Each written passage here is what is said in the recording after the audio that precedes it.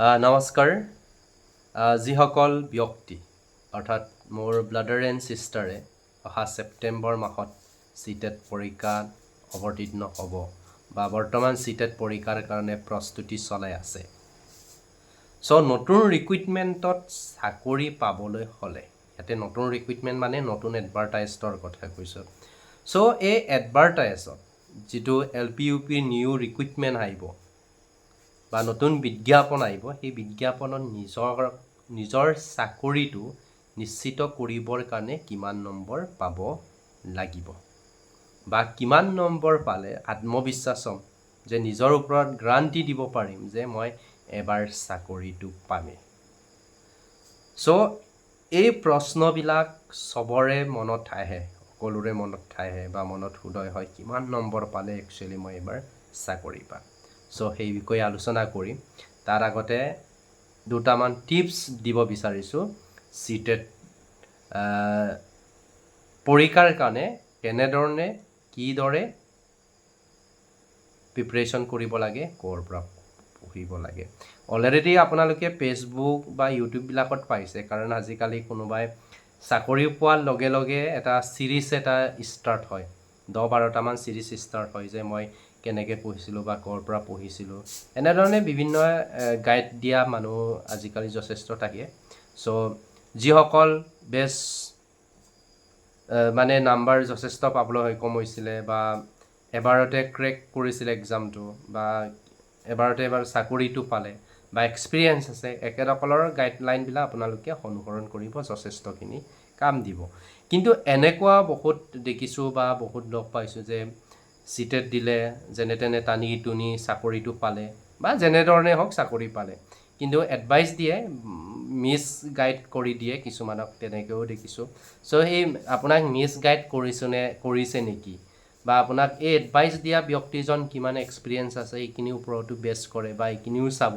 ইয়াতে মই ক'ব বিচৰা নাই মই যে জানো, হয়তো চব মানুহক চবেই ছেটিছফাইড কৰিব নোৱাৰে, এইটো সকলোৱে জানে। চ' যিখিনি জানো মোৰ ফালৰ পৰা দুটামান এড কৰিব বিচাৰিছোঁ যে ইউটিউব প্লেটফৰ্মবিলাকৰ পৰা যদি চায় তেতিয়াহ'লে এটা কথা সদায় মনত ৰাখিব, এক্সপিৰিয়েঞ্চ থকা টিচাৰৰ পৰা চাব, আৰু যিজন টিচাৰৰ টিচিং প্ৰচেছটো আপোনাৰ ভাল লাগে, যিজন টিচাৰৰ শিকোৱা মেথড বা যিখিনি বস্তু শিকায় আপোনাৰ সেইখিনি মনত থাকি যায়, সেই টিচাৰজনক অনুসৰণ কৰিব। কোনোবা এজনে আকৌ পিছদিনাখন আমুক টিচাৰজনে পঢ়াত একদম বেষ্ট আছে ভাবি পেলাই তাত জাপ নামাৰিব, বা আজি এটা ইউটিউব চেনেল চালে কাইলৈ আকৌ বেলেগ এটা চেনেল চালে। চ' এনেধৰণে প্ৰিপাৰেশ্যনটো কমপ্লিট কৰিব নোৱাৰে। এটা চেনেল আপোনালোকে অনুসৰণ কৰক আৰু সেইটো মতে গোটেইখিনি আগবাঢ়ি যাওক, প্ৰত্যেকটো টপিক কভাৰ কৰক, ডেফিনেটলি আপোনালোকে পাছ কৰিব। আমিও এনেকৈ কৰিছিলোঁ আৰু সেইমতে চাকৰি পাইছোঁ। আজি নতুনকৈ নহয়, বহুত বছৰ আগতে পালোঁ। আমি আছাম টেট থ্ৰুৱেদি বা আছাম টেটো দিছিলোঁ, চিটেটো দিছোঁ, গোটেইখিনি ক্লিয়াৰ কৰিছোঁ। চ' এইখিনি এক্সপিৰিয়েঞ্চৰ ফালৰ পৰা কৈছোঁ যে এইমতে কৰক। আৰু কিতাপ বা নোটছৰ কথাটো যদি কওঁ তেতিয়াহ'লে আৰিয়ান্তৰ কিতাপ পঢ়িব লাগে, তাতে কনচেপ্ট থাকে। PYQ অৰ্থাৎ প্ৰিভিয়াছ ইয়েৰ কুৱেশ্যনবিলাক অলপ চাব লাগে, প্ৰেক্টিছ কৰিব লাগে। আৰু যিহেতু আজিকালি এপছ বা অনলাইনবিলাকত মক টেষ্ট পায়, সেই মক টেষ্টবিলাক দিব চেষ্টা কৰিব লাগে, নিজে কিমান পাৰিছে বা স্ক'ৰ কিমান হৈছে, আৰু প্ৰত্যেকটো বিষয়ে এনালাইচিছ বা কনচেপ্টখিনি বুজিবলৈ চেষ্টা কৰিব লাগে। চ' সেইখিনিকে ক'লোঁ। এইখিনি কথা যদি মনত ৰাখি পেলাই যদি আগবাঢ়ে, ডেফিনেটলি আপোনালোকৰ ৰিজাল্ট ভাল হ'ব আৰু ভাল নম্বৰ পাবলৈ সক্ষম হ'ব। এতিয়া আহিছোঁ কিমান নম্বৰ পালে ছেভ হ'ব। চ' ছেভ হোৱাৰ কথাটো এনেধৰণৰ যে একচুৱেলি ভেকেঞ্চি কিমান ওলাব বা কম্পিটিটিভ কিমান হ'ব, এই বিষয়টোক চাব লাগিব। যে ইয়াতে কৈ দিব নোৱাৰিম যে 100 নম্বৰ পালে আপুনি চাকৰি পাব, বাকী 90 নম্বৰ পালে আপুনি চাকৰি নাপাব, এনেকুৱা প্ৰশ্ন ইয়াত নাথাকে কিমান নম্বৰ পালে।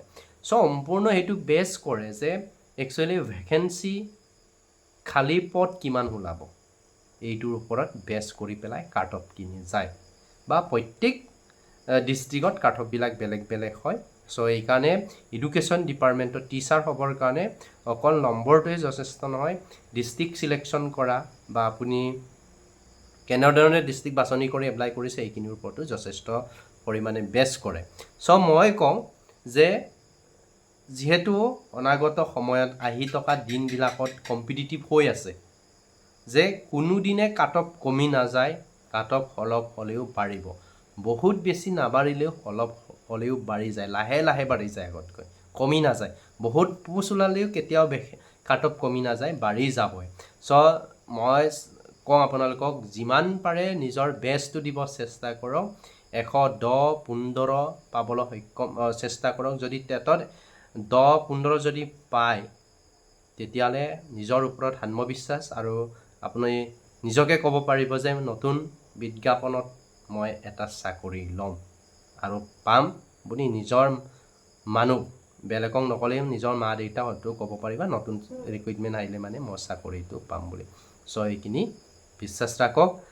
আৰু এইবাৰটোৱে golden chance, last golden chance হিচাপে ল'ব, যিহেতু 2 লাখ চাকৰিৰ পৰা 80,000 এডুকেশ্যন ডিপাৰ্টমেণ্টতে দিব। এডুকেশ্যন ডিপাৰ্টমেণ্ট মানে ইয়াতে আকৌ অকল LP/UPৰ GT PGT প্ৰফেচাৰৰ কথা কোৱা নাই।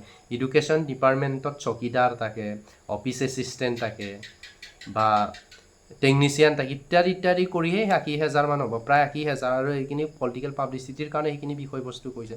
চ' 80,000 নহ'বও পাৰে, আমি বহুত দেখিলোঁ, বহুত শুনিলোঁ। চ' 80,000 বুলি ভাবি নাথাকিব, এইখিনি সম্পূৰ্ণৰূপে ৰং কনচেপ্ট হ'ব। এইখিনি যদি ধৰি থাকে এনেধৰণে দিব বুলি।